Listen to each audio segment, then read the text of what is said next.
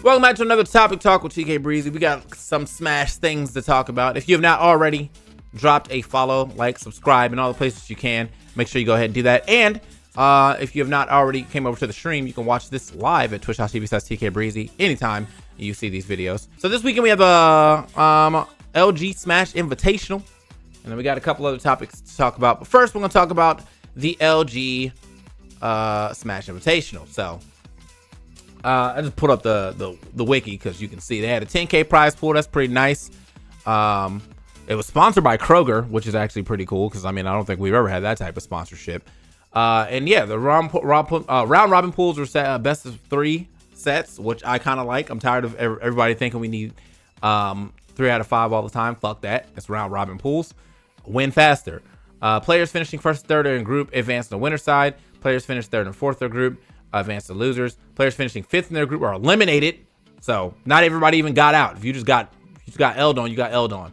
And then the final bracket is best of 5 double elimination, of course, right? So Shattuck won this. Big shout out to Shattuck. He's been kind of on the rise lately. You know, well, not even kind of, definitely on the rise lately. So Shattuck taking it.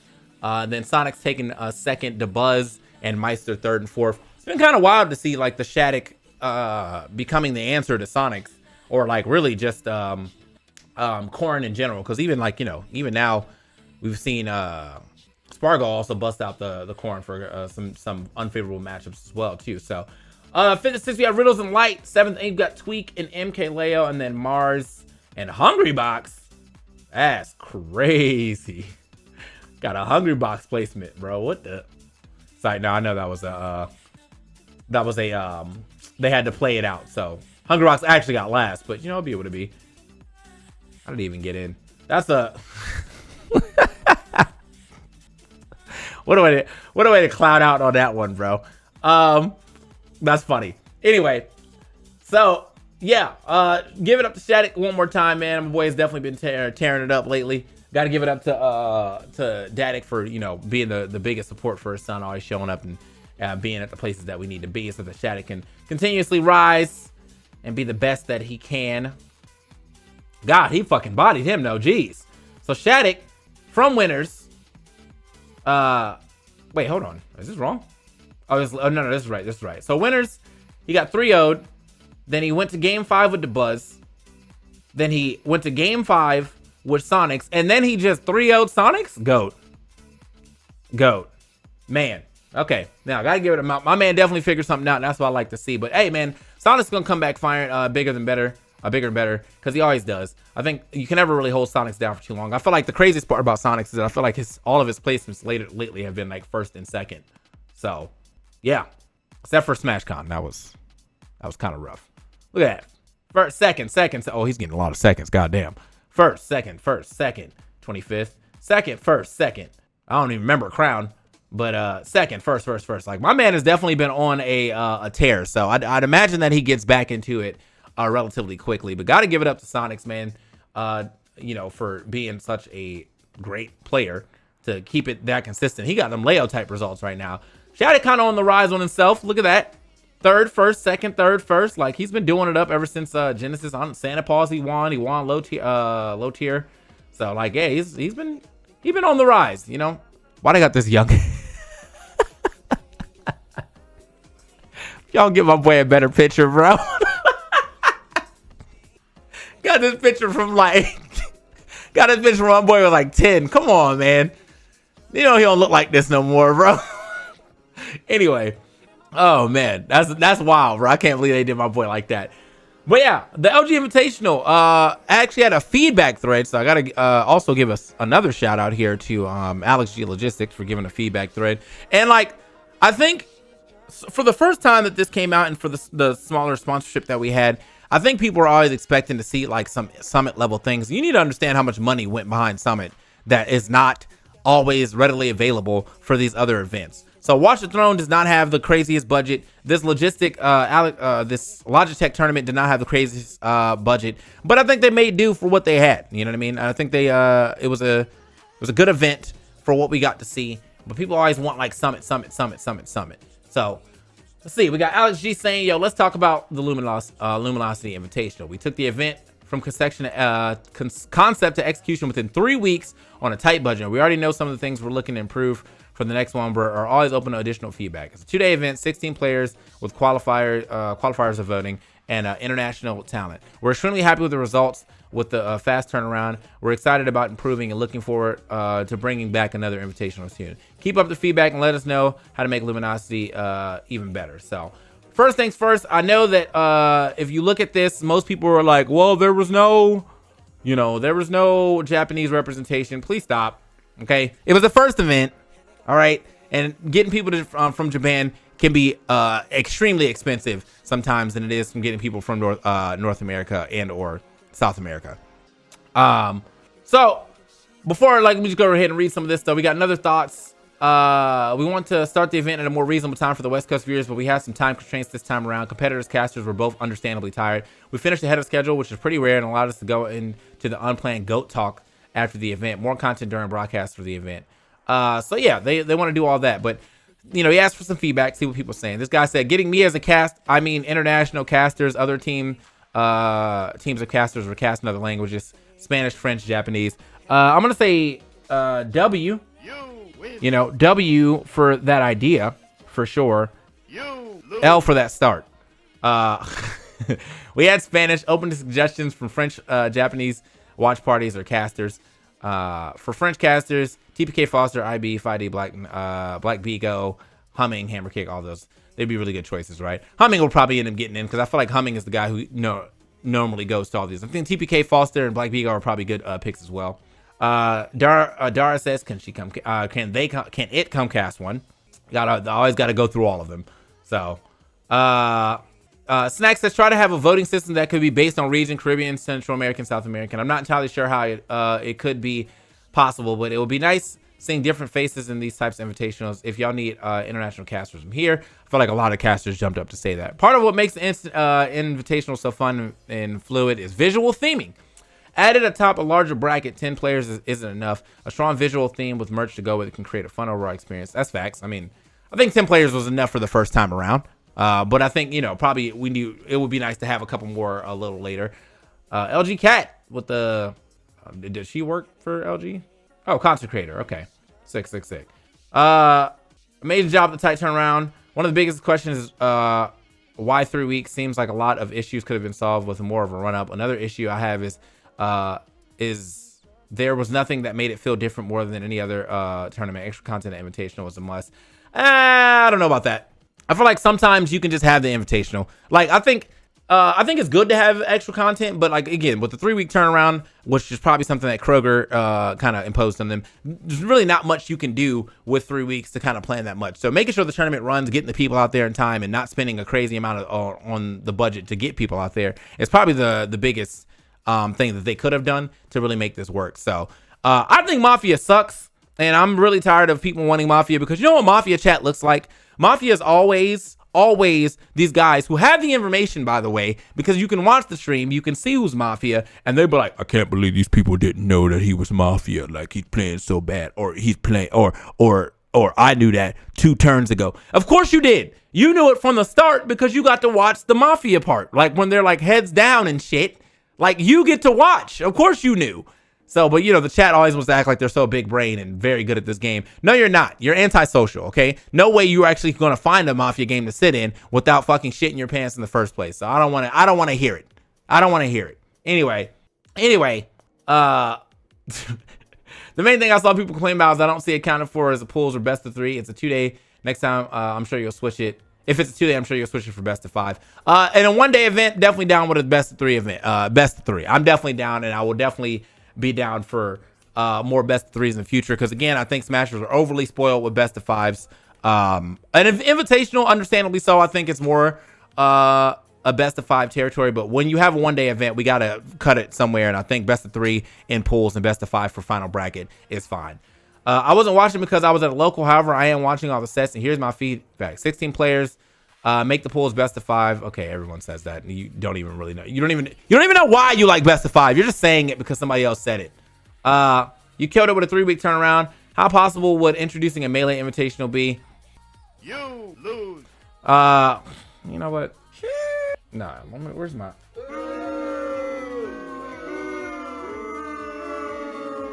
Anyway. Maybe we do voting for commentary. I haven't seen it. It might be cool. That would.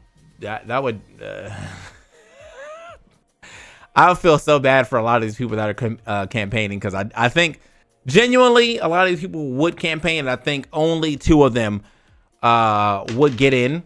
And it's not any of the people who would think that they would get in. And I feel like you would also probably just get beat out by the top 2. Like, I feel like I wouldn't have to campaign. I could just be like, y'all want to go to this event. Y'all want to see me at this event. Was good. And people will vote. But there's going to be other people who are like, I'm going to jump off the Empire State Building head first for votes. Like, okay, that's probably not going to help. But good luck. Good luck. Good luck, you know? Anyway. Fix the bracket. Star GG was different from the final bracket. That's kind of weird. It should definitely make it a 2-3 day event. Yeah, that's a good idea.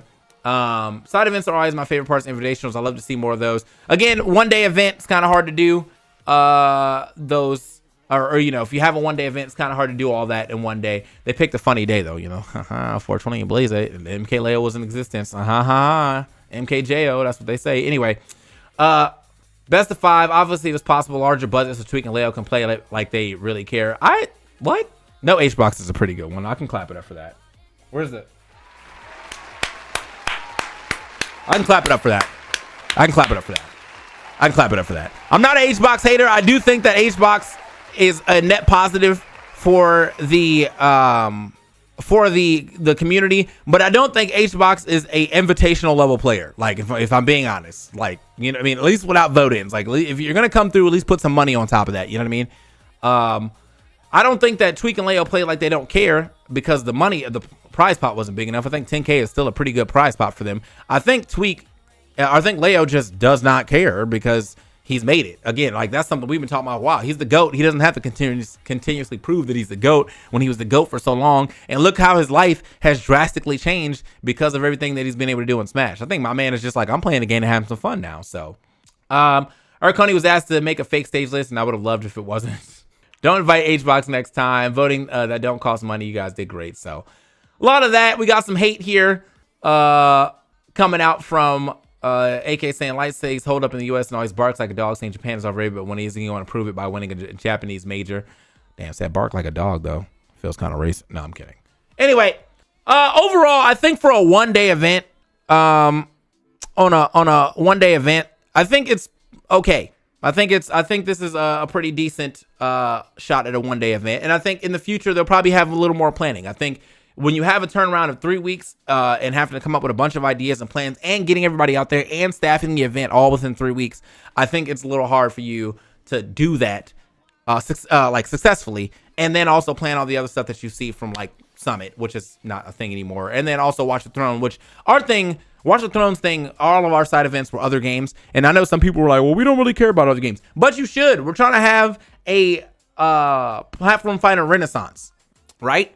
So if I could do that, you know, have a platform fighter renaissance, and put and celebrate some other platform fighters, then we're going to do that. And we were able to do that. It was a good time. The games that we did play all are potentially about to do well. We have Rivals coming out soon. Combo Devils is very fun. Nasby is Nasby. I don't know where it's at right now. I know that people are still playing it, so good for them. But from being in the back room, Nasby, it was a little rough for me to want to continue to play because I felt like they were focusing on the wrong things as far as trying to fix what they needed to fix. And we didn't fix what we needed to fix. So anyway, V-Cloak says, saw you at TwitchCon, sure, just wasn't sure your stance on cold approaches. That's the only way you're going to ever be able to talk to me. I'm not going to know who you are. So you have to be like, yo, TK, I know you from Smash, you know, big fan or whatever you wanted to say. And that would have been fine. I mean, unless I have a headset on my hand, on my head, and I'm like sitting behind a desk, I don't ever think I'm too busy. And if I am too busy and you come up to me and say something, I'm like, oh, can I like, you know, can we chat later? Or like, I'm a little busy. That's it. It's the worst you get. I'm not going to like pop off on nobody. You know what I mean? Get the fuck out my face. Like, could you imagine? Anyway, so LG Invitational was cool. And I think, you know, they could probably do a little more in the future with that. So we got some drama coming out. I don't know where this drama, like, I haven't actually got a chance to fully read it, but apparently we got some BC Smash community safety panel stuff about Machu and Kazooie. So this is the statement. about banning him. So April 21st, Machu, content warning, sexual misconduct, substance use, and homophobic or transphobic language. To the community, on January 7th, the safety panel, damn, this is a wow, okay. January 7th, the safety panel received an anonymous report, which in light of recently posted PSA condemning bigoted conduct, expressed disappointment that high-profile players seen not as always to be held accountable for misconduct. The report specifically implicated Machu and alleged a wide swath of misconduct. However, the report held particular focus on the rumor that Machu is a chaser, which the complaint defined as someone who fetishizes trans people. How long is this real quick? Okay. Because I was like, I'm gonna read all this shit. You know what I'm saying? We can skip through this for the video. If anybody wants to read this in the video, though, we will put a link in it for this and the response so that you don't have to read it all again, or you don't have to sit through me reading it. So, all right. What we got going on?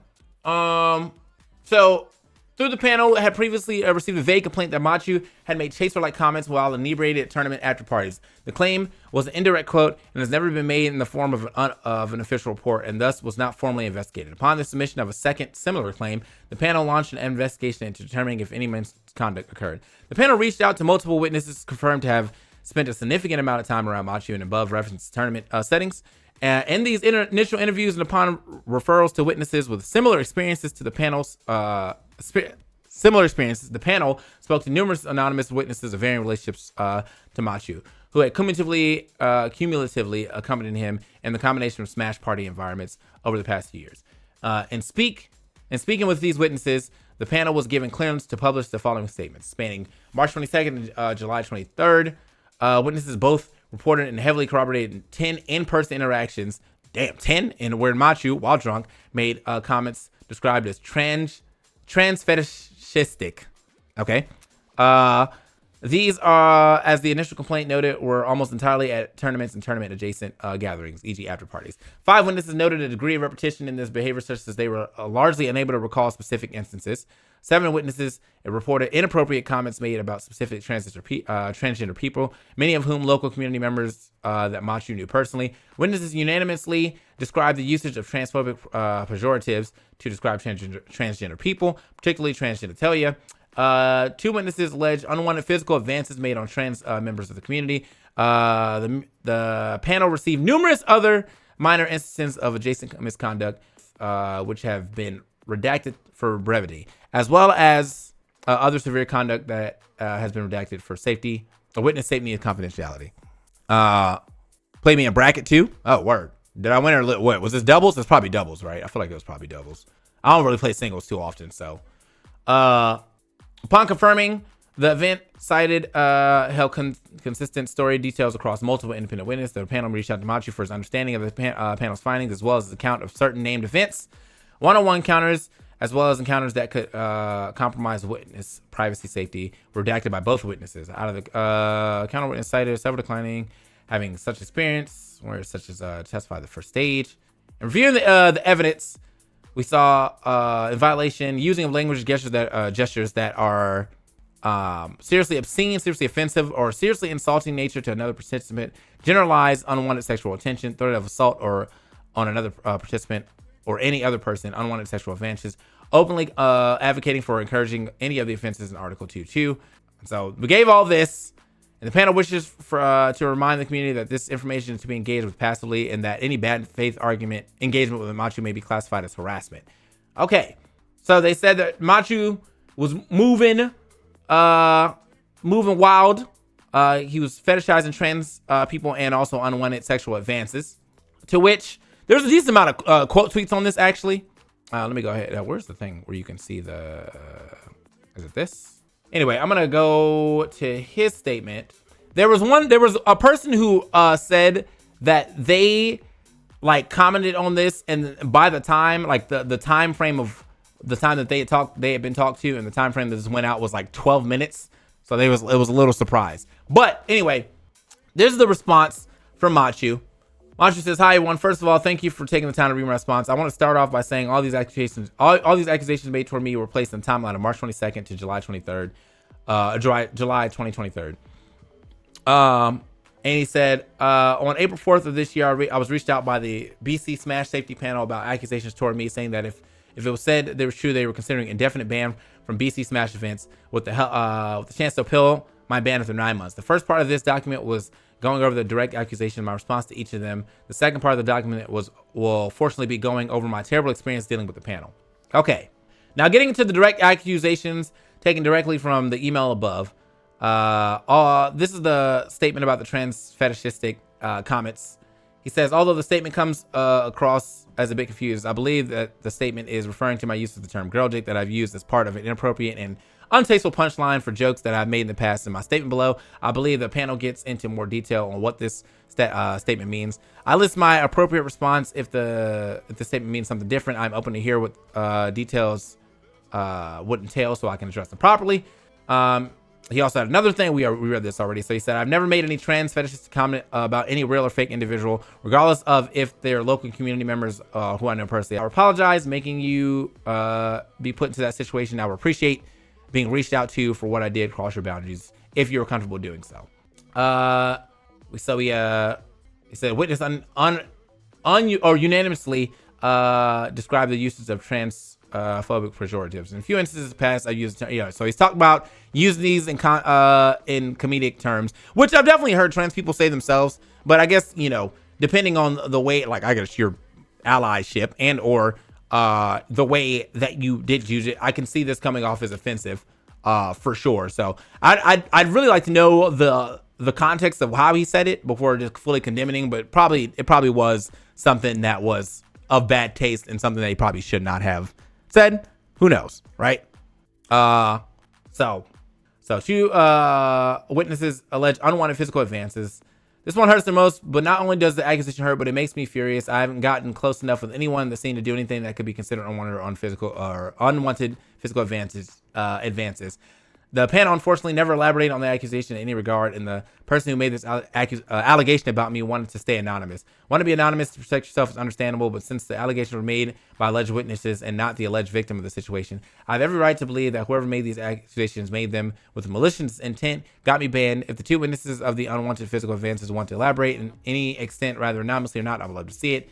So, understandably so as well. Anonymous accusations, work for both sides. The accusation can go out there. The person who got accused has to hold that, and then the person who did it, if they are trying to protect themselves, they are protected. But at the same time, the person who did it maliciously, and it's just taken. Now you don't have anybody to blame, and that kind of sucks. So, this goes on for a little bit. So we actually do got some new. I know Tommy too. So, witness alleged that you dead named a misgender or transgender individual behind their back with express comedic intent. The situation that is referring to is blown out of proportion. The entire statement being accused toward me is not an accurate representation of what happened on March 5th at Grand Slam 11. A group of us went to Earl's to eat dinner. Nico, Tommy, and I were sitting at the table. Throughout dinner, Nico and I talked about Smash 4 and Early Ultimate, reminiscing on the good memories as the character upsets. Eventually, Nico referred to Moxie by their dead name, using when they went by their name because they were talking about their Pokemon trainer due to the context of what Nico was saying about their Pokemon trainer. We both laughed a bit. Not only did I not say the dead name of this individual, but we were laughing about was not even related to the dead name in any way. If Nico said the same thing without mentioning Moxie's dead name or tag, then this wouldn't have been brought up. Tommy reached out, so we got the DMs here, and it looks like he just apologized here. So. You know what? I'm gonna give it up. I'm not perfect. I said I've done some stuff that has been offensive, rude, but he's trying to grow. So, I could see Tommy bring this up over a year later due to me of several arguments that took place or how I made. So, all right, well, maybe we shouldn't do this part because I feel like this might end up turning into a witch hunt to see if they're witch hunting here. So, there's a lot of information here. If you would like to go back and read this in, we will post this again. But it does feel like this man kind of got unjustly banned. Like it feels as though like whatever happened a year ago now, and it seems like he has grown from this, and then now it feels like he's being witch hunted or kind of thrown under the bus for seemingly no reason. You know what I mean? Like why did we throw this man under the bus? Why is he now having to fight for his life over something that happened over a year ago? And it seems like he wasn't like outwardly trying to be gross or transphobic or not an ally by any means. Like it just seems like, I don't know, he was drunk, made some jokes he probably shouldn't have made, and then was like, hey, I shouldn't have made those jokes, my fault. So this is really sad to see. Big shouts to Nurse, by the way. This was sad to see. I don't have all the details on either side of the case, but implication that somebody on the panel would explicitly out to get you as a bad look. Likewise, some of these corporate tease implies are these really the people you want to down the hill with? It's not a hill to die. Assuming this in any capacity was hurtful, disingenuous, and wrong. So, some talk. Battle BC4, that was 2 years ago. After party, I drove you back to my place where you were staying. You were incredibly drunk to the point where I remember having to help you walk for some moments. On the drive home, you openly made a comment about wanting to experience lady penis, which came during a conversation about relationships. At the time, this was the first I had heard something like this from you, so I put it up to being drunk. But come today, I can definitely say drunk words or sober thoughts. You say that you use terms as a joke, but there was definitely no joke in tone coming from you saying this. Even if you had been making a joke, you're belittling an entire group of people. It's not cool, and I wish I could go back to this moment knowing what I know and give you shit for it like I should have. So, again, seems like a central situation where this probably should have been something that could have been talked about at the time, but now we're going to talk about it now because it's a dog pile.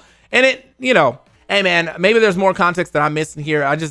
From what I've read, doesn't seem like this is a ban-worthy offense, more so like a scold-worthy offense and more like a do-better-worthy offense. But yeah, that's where I'm leaving that at. So something real quick about Fortnite as we jump in here. Fortnite is adding a setting that so certain emotes can't be seen because they were being used in confrontational ways. We're cooked. We want emotes to be a source of good vibes. But a few take the L can sometimes be a bit overly confrontational. Tomorrow's update will introduce a new confrontational emote setting to toggle visibility of these emotes. Why even put slightly offensive emotes in the game if I can't? It's not even fucking offensive. If this is your 13th reason why, I don't even want to know your first 12 reasons. Now I can't. If someone gets sniped across the map and I get the kill, and then it zooms over to me and I'm doing this and you're sad, man, get the fuck out of here, bro. Get the absolute fuck out of here, man. And the last thing we got going on here is that we do potentially have it looks like Proto is going fully into an indefinite break. So is there? Okay, I was like, here we go. TLDR, Proto is taking a indefinite break from the Smash community because of the negative effects on his health. For example, throwing up every 5 to 10 minutes has become a common occurrence, and he's always felt horribly nauseous and generally strained while playing. There were also times where he had to be taken to the hospital while attending a tournament. The situation got so bad that the hospital he goes to in Japan prohibited him from traveling to overseas tournaments because of these health issues. He still plans to be involved within the community through different sorts of educational content and through his live stream, where he'll still continue to play Smash as well as other games for content. My Japanese is by no means perfect, so if I miss any crucial details, please let me know. I just wanted to post this since there's probably a good amount of non-Japanese people. So yeah, it seems as though he is gonna take a break, and we've been hearing about these Proto health problems for a while. So I think it is good that he's gonna take a break here. I hope there's a reasoning or a cause to his health problems that he can actually address, so that way we can see more Proto. Because if I'm be real with you, man, he's one of the goats too when it comes to playing characters that I actually like to learn about. So his Lucina slaps, his Min slaps, and then because by proxy I play Marth, so I do get to learn a little bit about Marth from Lucina. It's nice to see him play, but yeah, that sucks. I really hope that they can find what the cause of that is. But yeah, I mean, it's nice to get an update from him because he was actually supposed to come, I think, to Watch the Throne, and he wasn't able to make it for the same reason. So definitely hope that we can find a cause to his health issues, and that we get to see some more Proto in the future. But I also am excited to see what he decides to do with the future. Like, what does he get into if he's not playing, if he's not practicing? What kind of coach can he be? Can he help someone really learn this game in a way and they become the new Proto? Or what is he gonna do? What's his plan? But we'll have to find that out in the future, as we have a lot of things to talk about in the future, because this is the end of this video. And if you guys have already hit the like, follow, subscribe, very much appreciate you. And if you have been here for the long haul of topic talks and whatnots, then I definitely appreciate you as well. Big thing you can do now, though, is come over here and hit that subscribe button. Come over here and make this number a little better, as we like to see higher numbers up here. But I thank you for watching this topic talk, and we'll catch you on the next one. Let me go to this screen. We'll catch you on the next one. Peace.